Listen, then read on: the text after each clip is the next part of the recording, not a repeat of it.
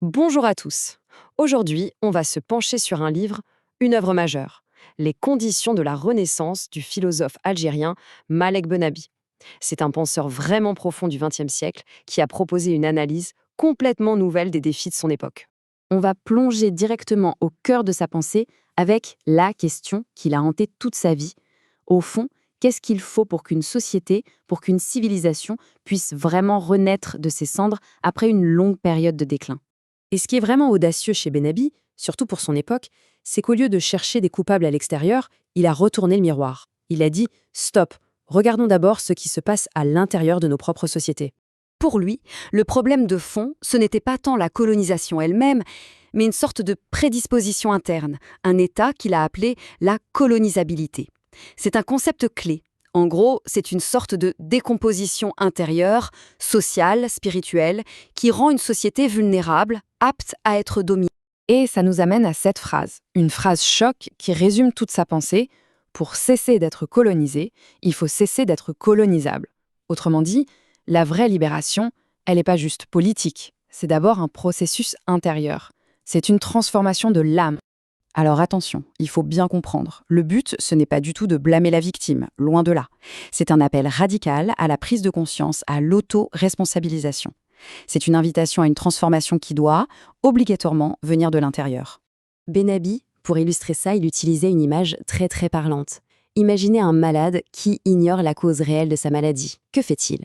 Il va à la pharmacie et il achète tous les médicaments sur l'étagère en espérant, par hasard, tomber sur le bon. C'est exactement ce que Benabi appelle l'entassement. Il y a donc une opposition totale entre une vraie renaissance, qui est une construction interne, et cet entassement. L'entassement, c'est juste empiler des produits, des technologies, des institutions qui viennent d'ailleurs, mais sans avoir l'esprit, l'élan qui les a créés à l'origine. Bon, si l'entassement ne marche pas, alors c'est quoi la solution? Quelle est la recette de Benabi pour une renaissance authentique?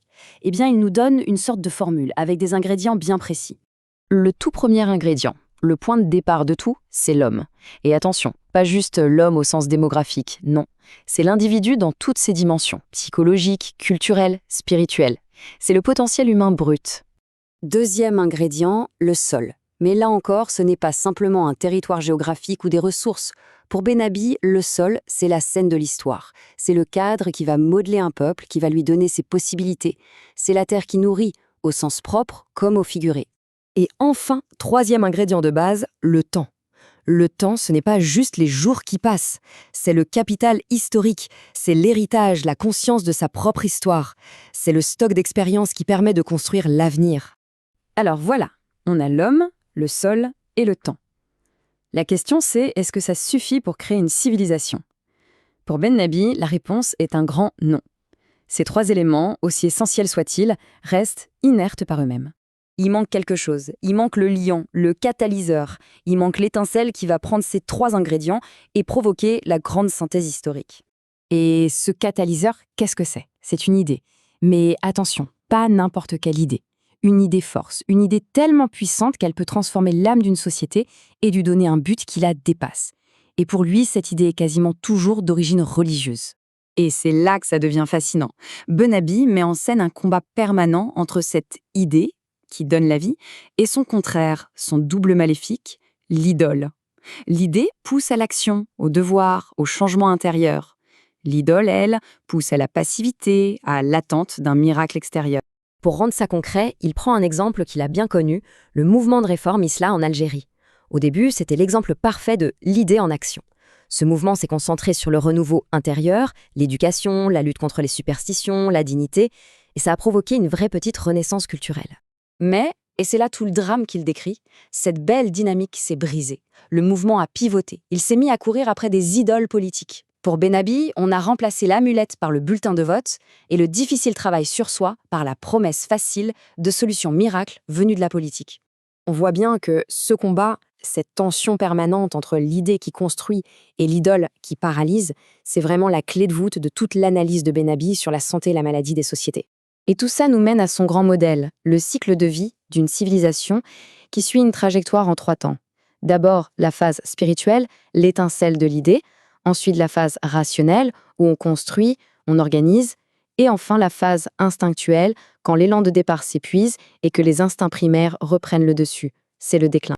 Au final, on en revient toujours à ce principe central, qu'il tire d'un verset du Coran et qui est vraiment la pierre angulaire de toute sa pensée: le changement ne peut venir que de l'intérieur. Dieu ne change pas l'état d'un peuple tant que les individus qui le composent n'auront pas changé ce qui est en eux-mêmes. Donc, pour résumer la grande leçon de Ben Abi, une vraie renaissance n'est jamais d'abord politique ou économique. C'est une erreur de perspective totale. Elle commence et elle finit par la régénération de l'être humain lui-même. Et ça nous laisse, bien sûr, avec une dernière question pour réfléchir, pour appliquer cette grille de lecture à notre monde. Quelles sont nos idoles modernes à nous? Qu'est-ce qui aujourd'hui nous détourne de ce travail si exigeant, mais si nécessaire, du renouveau intérieur?